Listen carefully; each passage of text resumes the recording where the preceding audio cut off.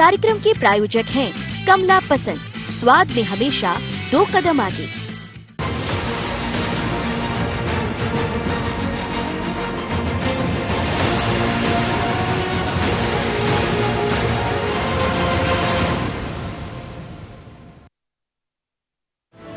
मध्य प्रदेश में 24 सीटों पर उपचुनाव का रण और तैयार होती रणनीति।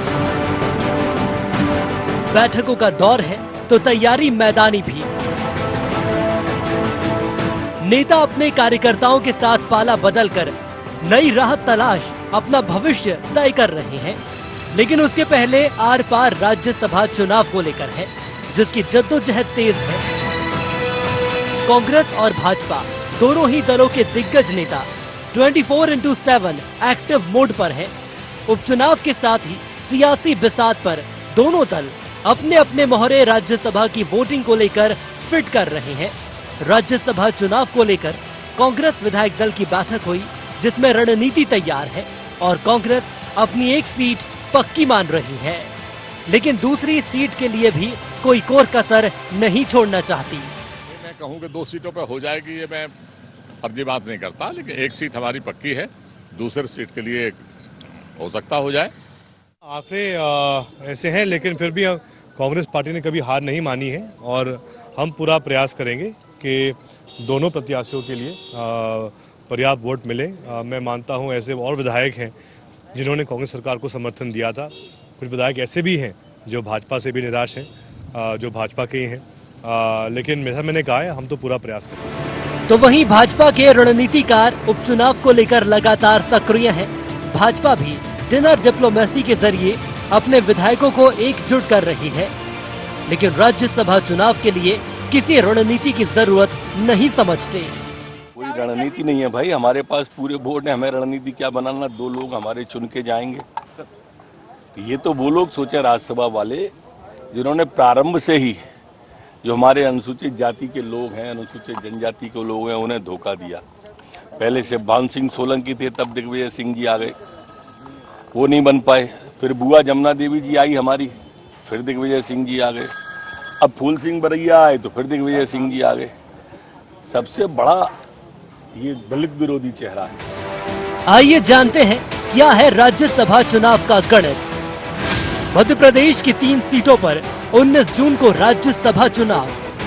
बीजेपी ने डिनर डिप्लोमेसी के जरिए विधायकों को किया एकजुट। आंकड़ों के हिसाब से कांग्रेस 1 सीट जीतेगी, बीजेपी के खाते में 2 सीट जाना तय। बीजेपी का दावा, उसके पास 107 विधायक। दोनों सीट जीतने के लिए बीजेपी को 104 विधायकों की जरूरत। अब उपचुनाव से पहले चुनौती राज्यसभा चुनाव की वोटिंग को लेकर है। भाजपा के लिए राज्यसभा चुनाव में 2 सीट की राह जितनी आसान मानी जा रही है, उतना ही कांग्रेस के लिए 1 सीट का रास्ता साफ। बावजूद इसके अपने अपने विधायकों को एकजुट करने की मशक्कत है। ऐसे में दोनों ही दलों के जितने दावे हैं, तैयारी है, तो चिंता और मुश्किल भी कम नहीं। Bureau report, IND 24।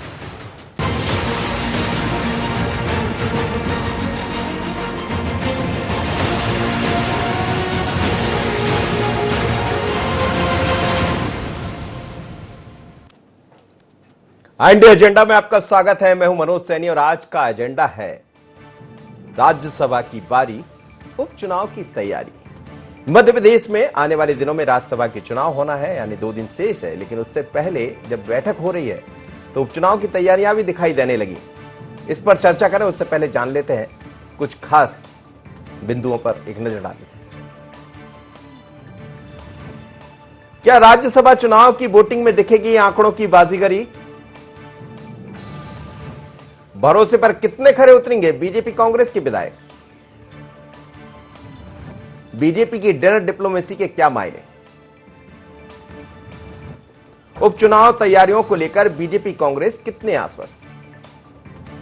तो इन्हीं बिंदुओं के साथ मैं एक बार फिर आपसे चर्चा करूंगा और आज का एजेंडा, जैसा हम कह रहे हैं कि राज्यसभा की बारी, उपचुनाव की तैयारी।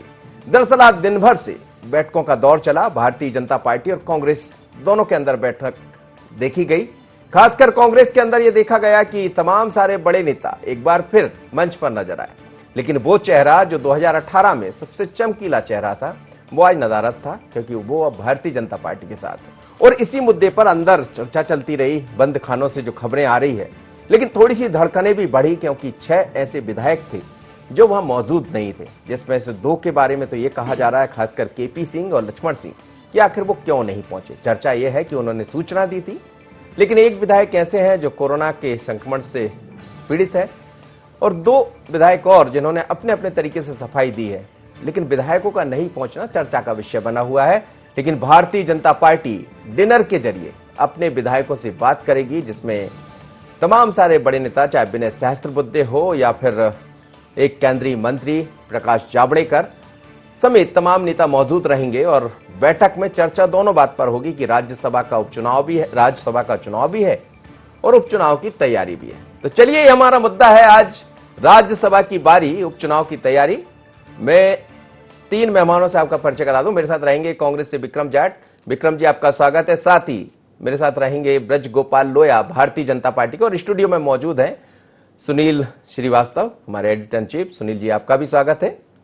सबसे पहले आनंद जी, मैं आपको विक्रम कहा, लेकिन आप आनंद जाट जी मेरे साथ जुड़ रहे हैं। आनंद जी, क्या कहेंगे, जिस तरह से तैयारियां देखी जा रही थी, उसके बाद अब यह कहा जाने लगा कि बैठकों का दौर चल रहा है, बैठक में क्या कुछ नया है? क्योंकि आपकी वरीयता के आधार पर तो दिग्विजय सिंह जी को जाना तय है, तो क्या फूल सिंह बरैया को लेकर भी कुछ चल रहा है? निश्चित तौर पर जब हम चुनाव में 2 प्रत्याशी उतार चुके हैं और दोनों ही प्रत्याशी मतलब अपने अपने स्तर पर बहुत हमारे वरिष्ठ नेता हैं, और चूंकि गणित 52 सीटों का कहता है कि 52 सीटें एक राज्यसभा सीट के लिए होनी चाहिए, तो गणित हमारे पक्ष में नहीं है, लेकिन हम अब भी आश्वस्त हैं कि 2 सीटें हम जीतेंगे। आदरणीय फूल सिंह बरैया जी और दिग्विजय सिंह जी राज्यसभा पहुंचेंगे, हम ये उम्मीद कर रहे हैं। चलिए, ठीक है। लोया साहब, दिन भर बैठकों का दौर कांग्रेस का चला है, लेकिन भारतीय जनता पार्टी में डिनर पॉलिटिक्स देखने को मिल रही है। डिनर के जरिए क्या कुछ नजर है? दलित सीट पर भी नजर है कांग्रेस वाली?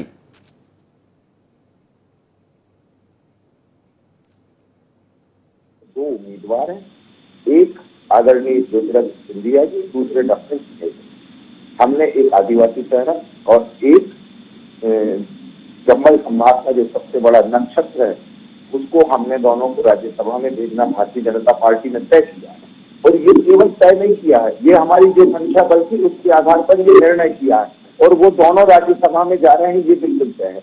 हमने किसी को धोखे में नहीं रखा। ये कांग्रेस की जो राजनीति है उसमें है ये कि भेजना राजा दिग्विजय सिंह जी को है, और बेवकूफ बनाने का काम हमारे दलित नेता फूल सिंह बरैया जी को करना है। ये इस तरह का काम भारतीय जनता हमारे नेता मतलब आपके नेता की तैयारी है क्या जी? आप कह रहे हैं हमारे नेता, तो कुछ बात चल रही है क्या?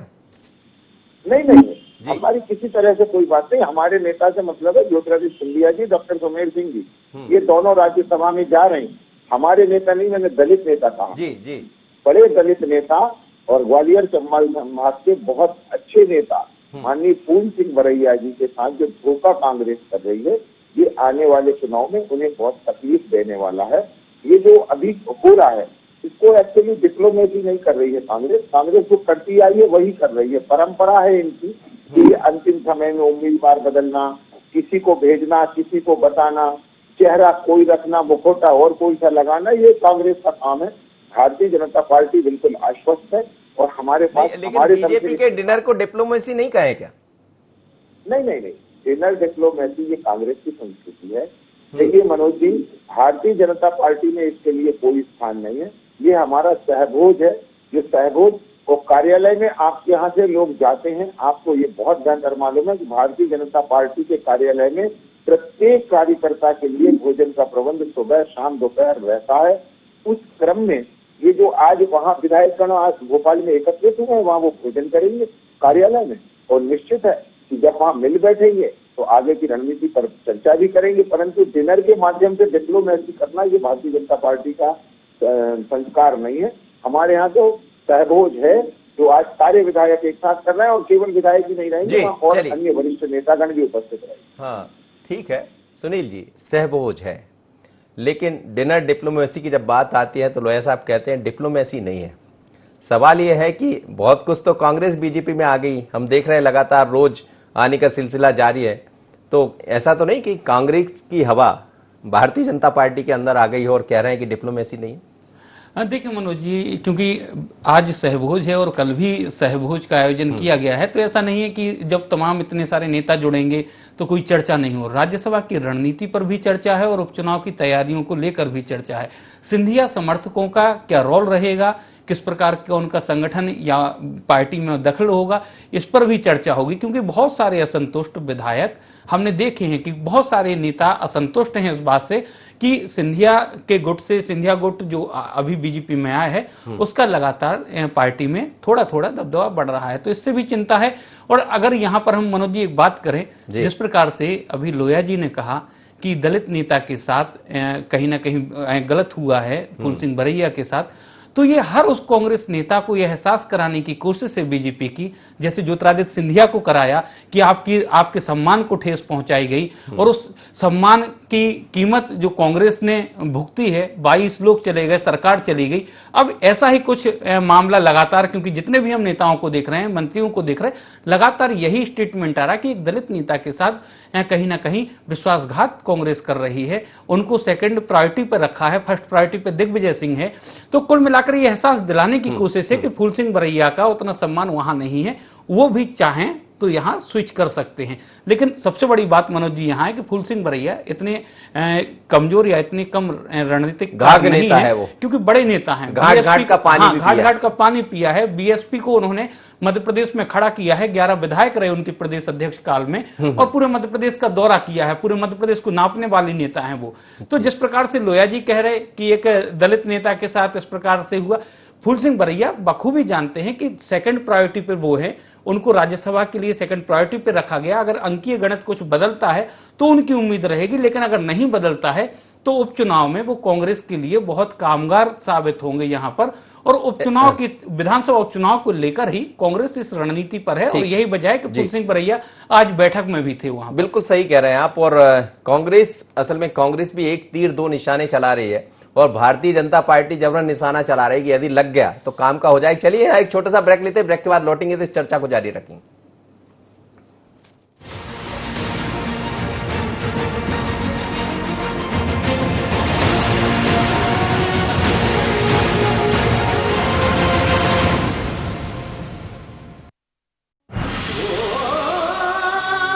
कोई खास है, कोई बात है, कमला पसंद, जीते दुनिया हर बाजी जीते, हर अदा में शाही अंदाज है। कमला पसंद पान मसाला, शाही स्वाद, शाही अंदाज, स्वाद में हमेशा 2 कदम आगे। छोटा सहयोग बड़ा उपयोग, कोविड-19 से लड़ाई में मुख्यमंत्री सहायता कोष में करे सहयोग। इस संकट के समय आपके योगदान से जरूरतमंद लोगों को मिलेगा जीवन दान। जन सहयोग से ही हम मिलकर कोरोना के खिलाफ जीतेंगे जंग। CM relief fund, SBI account number 10078152483, IFSC code SBIN 0001056।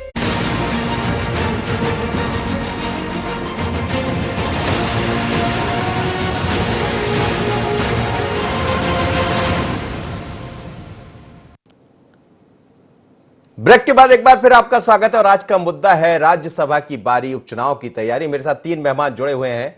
वापस चलूंगा आनंद जाट के पास। आनंद, क्या कहेंगे, ये जो तैयारियां चल रही है, क्या इसमें उपचुनाव भी छिपा हुआ है? लेकिन महत्वपूर्ण बात यह है कि बार बार भारतीय जनता पार्टी का ये कहना कि दलित चेहरे को आप नजरअंदाज कर रहे हैं। दूसरी तरफ ये भी बात सामने आ रही कि आज 6 विधायक ऐसे जो वहां पहुंचे नहीं। एक विधायक को तो हम मान सकते हैं कि उनकी अपनी परेशानियां हैं, वो नहीं आ सकते, लेकिन वो नजर आएंगे क्योंकि कांग्रेस के बड़े अच्छे सिपा सलार हैं वो। लेकिन बाकी 2 चेहरे की बड़ी चर्चा है, केपी सिंह और लक्ष्मण सिंह की। जी, आपने दो सवाल पूछे हैं। पहला सवाल जो है वो दलित राजनीति पर आधारित जो सवाल है उसका सीधा जवाब मैं देना चाहता हूं कि भीमराव अंबेडकर बाबा साहब का जो संविधान है वो कांग्रेस की देन है और उस संविधान को तार-तार करने का काम जो भारतीय जनता पार्टी ने किया है, जिस चंबल को आज उपचुनाव के गर्त में धकेला है भारतीय जनता पार्टी ने, जनता पर जो बोझ डाला है उपचुनाव का, उस चुनाव में अगर आप देखेंगे 2018 के चुनाव में तो ज्यादातर जो सुरक्षित सीटें हैं उस पर दलित समाज ने जो है कांग्रेस पर भरोसा जताया है और अगर भरोसा नहीं जताया होता तो आज भारतीय जनता पार्टी उन सीटों पर पिछले दरवाजे से एंट्री नहीं कर रही होती। जी, जहां उपचुनाव हो रहे हैं वो ज्यादातर सीटें जो हैं जी, तो एक ये बात है। और दूसरी बात ये है कि हमारे जो विधायक हैं जैसे कि केपी सिंह जी और लक्ष्मण सिंह जी हैं, दोनों वरिष्ठ विधायक हैं और उन्होंने केपी सिंह जी के बारे में पिछली बार भी मीडिया में भारतीय जनता पार्टी के लोगों ने एक अफवाह उड़ाई थी, तो केपी सिंह जी खुद आए थे मीडिया में और उन्होंने कहा था कि जब जाऊंगा तब बोल कर जाऊंगा, खुलकर जाऊंगा, छुप कर नहीं जाऊंगा, पिछले दरवाजे से नहीं जाऊंगा। और ऐसे कुछ बहुत सारे लोग थे लेकिन कहते रहे, जीवन के व्यस्तताएं भी हो सकती हैं। आनंद जी, ऐसे बहुत लोग थे जो कहते रहे थे और बाद में फिर क्या हुआ वो भी आपको पता है? जी, जब हादसा हो गया था उसके बाद केपी सिंह जी ने ये बात कही थी और पूरे विश्वास के साथ कही थी कि नाराजगी होगी तो खुलकर जाहिर करूंगा और कांग्रेस में ही करूंगा। ये केपी सिंह जी का विश्वास है और केपी सिंह जी आज कांग्रेस के साथ हैं। मैं पूरी दमदारी के साथ ये बात कहता हूं। ठीक है, ब्रज गोपाल जी जवाब दे दीजिए। जी, देखिए मनोज जी, मैं आपको दो बातें बताऊं। कांग्रेस को डॉक्टर भीमराव अंबेडकर जी का तो नाम लेने का भी अधिकार नहीं है। जो दुर्दशा आदरणीय डॉक्टर भीमराव अंबेडकर जी की कांग्रेस ने करी, उसके इतिहास में मैं नहीं जानना चाहता। उसके बाद बाबू जगजीवन राम जी के साथ क्या हुआ, जब जब अवसर आया तब तब क्या हुआ, जमुना देवी जी के साथ क्या हुआ, सूरज भानु सोलंकी जी के साथ क्या हुआ, ये एक बहुत लंबा इतिहास है। परंतु मूल विषय ये है कि कांग्रेस जिस कल्चर को छोड़ना चाहती है वहीं पहुंच जाती है। और ये लक्ष्मण सिंह जी का काम कोई नया नहीं है, वो बहुत दिन से कांग्रेस पार्टी को भी सीख दे रहे हैं और अपने भाई राजा दिग्विजय सिंह जी को भी वो ज्ञान दे रहे हैं कि ये जो आप कर रहे हैं वो उचित नहीं है। राजनीति में इस तरह के काम नहीं किए जाते हैं। दूसरी बात ये अभी कह रहे थे अजय जाट जी, आनंद जाट जी, आपको याद होगा कि हमने जनता पे बोझ डाला है। आपके यहाँ भी होकर चले गए लक्ष्मण सिंह जी। निश्चित, हम तो आज भी कहते हैं, हमें इसमें कोई संशय थोड़ी है। हमारे यहाँ उन्होंने जब तक उनका मन रहा उन्होंने हमारे साथ काम किया, जब उनका मन नहीं रहा वो चले गए। हमने न जब उनको अस्वीकार किया न आज कर रहे हैं। परंतु मैं कहना यह चाह रहा हूं कि जो 23-22 लोगों के जाने की बात जाट जी कह रहे हैं कि हमने बोझ डाला, भारतीय जनता पार्टी ने जनता पर, हमने बोझ नहीं डाला। जनता पर एक सरकार बोझ बनी हुई थी, उस बोझ को इन 22 विधायकों ने उतार दिया इस मध्य प्रदेश की जनता ने। और आने वाले चुनाव में वो ये बताने वाली है कि आपने जिन वचनों के साथ सरकार के लिए वोट मांगा था, आपने आनंद जी क्या कुछ कह रहे हैं, कह जनता की क्या स्थिति बनाई। आनंद जी, आपने किसानों, आनंद आप कुछ कह रहे थे, कहिए। बिल्कुल मैं इस बात को जनता की अदालत में हम पहुंचेंगे और जनता इस बात का जवाब देगी। अगर आपको जनादेश मिला होता आदरणीय लोया जी, तो आप जनादेश का यूं अपहरण करके पिछले दरवाजे से नहीं घुस रहे होते। आपने अभी कहा, थोड़ी देर पहले ही कहा कि ये डिनर डिप्लोमेसी नहीं है। ऐसे ही आपके मुख्यमंत्री जी कह रहे थे कि हमने सरकार नहीं गिराई है और सावेर में जाकर कहते हैं कि हाँ सरकार गिराना पड़ा। तो आप कहते कुछ हैं, करते कुछ हैं। इस तरह की आपकी जो ये दोहरा चरित्र है ये उजागर हो गया है। मध्य प्रदेश की जनता, दलित समाज और जिन सीटों पर उपचुनाव होना है वहां भी जनता आपको जरूर सबक सिखाएगी, ऐसा मेरा दृढ़ विश्वास है। बड़ा इंपॉर्टेंट है। हाँ बोल दीजिए ब्रज गोपाल जी, एक लाइन।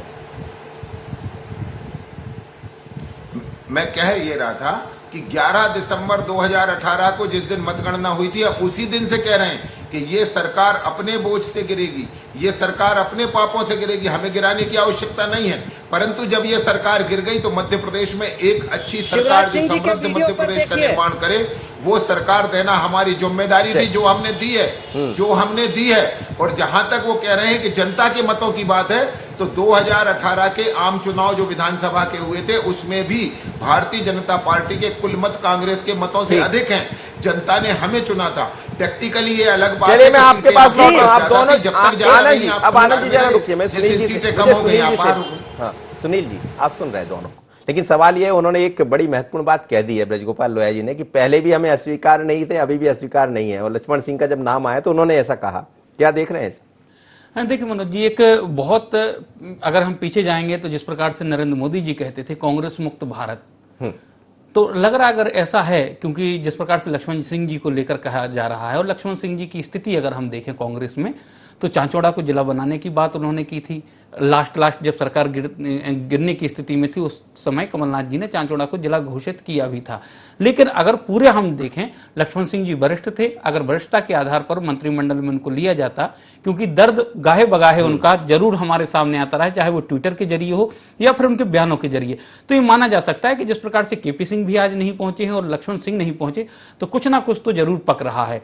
क्योंकि जिस प्रकार से बात हो रही है राज्यसभा चुनाव के बाद, जो हम लगातार बात कर रहे हो, बीजेपी के तमाम नेता बोल रहे हैं कि एक झटका और कांग्रेस को लगेगा, तो हो सकता है कि कुछ जरूर अंदर खानों में पक रहा हो बीजेपी के बड़े नेताओं के साथ। और जिस प्रकार से लोया जी कह रहे हैं कि लक्ष्मण सिंह उस समय भी अस्वीकार नहीं थे और आज भी अस्वीकार नहीं है, तो जो पूरा जो रणनीति है वो ये रणनीति भी ये बात जाहिर कर रही है कि कांग्रेस मुक्त भारत की बात कर रहे थे, लेकिन कई राज्यों से सत्ता बीजेपी के हाथ से निकल गई, कांग्रेस ने सरकार बनाई। लेकिन अब बीजेपी का जिस प्रकार का एजेंडा और जिस प्रकार के स्टेटमेंट लग रहे हैं, तो वो यही लगता है कि शायद वो परिकल्पना या फिर जिस प्रकार का वो सपना था, संख्या भी हम लगातार देख रहे हैं कि हाँ आ रही है, लगातार संख्या इजाफा हो रहा है। ऐसा भी कहा जा रहा है कि सिंधिया जी जब आएंगे तो बहुत सारे लोगों को लेकर आएंगे। बिल्कुल, और कुछ विधायक भी होंगे, ये बात भी कही जा रही, क्योंकि 1 तारीख को जब सिंधिया जी की बात चल रही थी कि 1 जून को आना है, लेकिन वो नहीं आ पाए, तो ये माना जा रहा था कि कुछ विधायक कांग्रेस के और टूट कर आएंगे। तो अब कांग्रेस भी इसी मोड पर है कि कुछ उनके पास जितने विधायक हैं वो टूटे नहीं, 5 साल तक चल जाएं और उपचुनाव के बाद कांग्रेस कमबैक करे। लेकिन ऐसी उम्मीद, क्योंकि जो रणनीति कांग्रेस की चल रही वो जमीन पर नहीं दिख रही है, वर्चुअल या फिर फौरी तौर पर एक बंद कमरे में बैठ के चल रही, तो उसका कितना यहाँ पर मध्य प्रदेश में असर होगा ये भी देखना होगा। आनंद जी सवाल यही है कि जोर का झटका पहले से लगा और अब ऐसा कह रहे हैं कि धीरे से लगेगा झटका, लेकिन जोर तक आवाज आएगी उसकी, क्या कहेंगे? देखिए, दो चीजें मैं, एक भारतीय जनता पार्टी के सभी नेता एक बड़ी बात बार बार कहते हैं कि हमें मत प्रतिशत ज्यादा मिला, हमें मत प्रतिशत ज्यादा मिला। First pass the post system जो सबसे आगे वही जीते भारत में चलता है। मैं बार बार कहता हूं कि भारतीय जनता पार्टी के लोगों का जो बाबा साहब भीमराव अंबेडकर का संविधान है उसमें विश्वास नहीं है। भारतीय जनता पार्टी जब 2018 के चुनाव में हारी थी, उसके बाद उन्हें जो बौखलाहट आपने देखी थी, और आज वो जिस बात को कह रहे हैं कि हमारी वजह से सरकार नहीं गिरी, पहले दिन से ये षड्यंत्र कर रहे थे, पहले दिन से ये गिराना चाह रहे थे हमारी सरकार। ठीक है, हमारे कुछ लोग चले गए, सिंधिया जी चले गए, सरकार गिर गई, बना लीजिए, लेकिन मध्य प्रदेश की जनता इन बिकाऊ रामों को जरूर सबक सिखाएगी। चलिए ब्रजगोपाल जी, 2 बातें कह रहा था मैं। एक तो मैंने जो बात कही है वो केवल लक्ष्मण सिंह जी के संदर्भ में नहीं है, और भी लोग हैं, आदमी अपमानित हो रहे हैं कांग्रेस में और जिन्हें अनुशासन भारतीय जनता पार्टी का चाहिए। देखिए, भारतीय जनता पार्टी को इस राज्यसभा चुनाव में अन्य मतों की आवश्यकता नहीं है, परंतु फिर भी मैं ये कहता हूं कि जो लोग कांग्रेस में पीड़ित हैं, प्रताड़ित हैं, यदि वो कहीं कांग्रेस से नाखुश हैं तो उस नाखुशी का नुकसान कांग्रेस को उठाना पड़ेगा। भारतीय जनता पार्टी इस लाभ लेने के पक्ष में नहीं है। और दूसरा, मैं एक बात पुनः आपसे कहना चाहता हूं, आनंद जाट जी को शायद जानकारी नहीं है इतिहास की, जिन्होंने 25 जून 1975 से लेकर 19 महीने तक इस देश का संविधान सस्पेंड कर दिया था, वो कह रहे हैं कि हमें बाबा साहब भीमराव अंबेडकर के संविधान पर विश्वास है। श्रीमान जी, आपको संविधान और संवैधानिक संस्थाओं पर कोई विश्वास नहीं है। हम संविधान और संवैधानिक मर्यादाओं का पालन करने वाले राजनीतिक दल हैं। आनंद जी बोल दीजिए, एक लाइन में, समय खत्म हो रहा है। उस समय संविधान सस्पेंड नहीं हुआ था, रेलगाड़ियां चल रही थी साहब, स्कूल समय पर लग रहे थे। संविधान सस्पेंड हुआ था, संविधान सस्पेंड हुआ था। आप तो अभी महामारी में इमरजेंसी बना दिए हैं। संविधान आपने निलंबित कर दिया था। चलिए ठीक है। नहीं जी, मामा जी थे, संविधान निलंबित नहीं हुआ था। जीत गए जंग, अन्यथा चलिए अब समय इजाजत नहीं दे रहा है। सुनील जी, एक छोटी सी प्रतिक्रिया, आपको क्या लग रहा है दोनों की बातों से? संविधान की बात हो रही, दलित पर राजनीति चल रही है, लेकिन ये उपचुनाव से पहले राज्यसभा की जो बारी है, उसके बाद जो उपचुनाव की तैयारी है, वो क्या कुछ दिखाई दे रहा है इन लगातार बैठकों में? बिल्कुल मनोज जी, क्योंकि राज्यसभा से ज्यादा ही उपचुनाव की ही तैयारी है। कांग्रेस में भी लगातार उपचुनाव को लेकर, चाहे हम विधायकों की जिम्मेदारी की बात करें या पूर्व मंत्रियों की जिम्मेदारी की बात करें, उनको जवाबदारियां सौंपी जा रही हैं, विधानसभा क्षेत्रों में एक्टिव किया जा रहा है। और जिस प्रकार से शिवराज जी या बीजेपी की अगर हम बात करें तो रायसेन से उन्होंने शुरुआत भी कर दी है जनसंपर्क की। तो भाजपा एक्टिव मोड पर है, फील्ड पर है, लगातार संपर्क में है। लेकिन कांग्रेस कहीं ना कहीं, चाहे हम बैठकों की बात करें, लगातार पूर्व मंत्री चाहे कमलेश्वर पटेल हो, दूसरे मंत्री हो, अलग अलग जो विधानसभा उपचुनाव वाले जिले हैं वहां जा रहे हैं, बैठकें कर रहे हैं, स्थानीय नेताओं से मिल रहे हैं। तो राज्यसभा से ज्यादा ये उपचुनाव की तैयारियां हैं। और बिल्कुल आप ठीक कह रहे हो। मुझे लग रहा है इसी तैयारी की तरफ दोनों दल बढ़ते दिखाई दे रहे हैं, लेकिन डिनर की डिप्लोमेसी में क्या होगा इस पर नजर रहेगी। आप तीनों मेहमानों को बहुत बहुत धन्यवाद, आप मेरे साथ जुड़े। मध्य प्रदेश में दरअसल राज्यसभा की बारी के साथ ही उपचुनाव की तैयारियां जोरों से दिखाई दे रही। राज्यसभा में यह तय है कि एक सीट कांग्रेस के साथ जाएगी, 2 भारतीय जनता पार्टी के साथ जाएगी, लेकिन चौथी यानी फूल सिंह बरिया की सीट को लेकर भारतीय जनता पार्टी चाहती है कि इस पर कुछ राजनीति कर लिया जाए। सियासत में सब कुछ जायज होता है, लेकिन बड़ी बात है कि लक्ष्मण सिंह की जब बात आती है तो लोया कहते हैं कि अस्वीकार नहीं है। तो क्या कुछ पकड़ा है, नजर इस पर रहेगी। लेकिन चुनाव से पहले ये ऐसी बहुत सारी तस्वीरें हमारे सामने होंगी, देखेंगे भी, चर्चा भी करेंगे। बने रहिए IND 24 पर। मुझे दीजिए इजाजत, नमस्कार।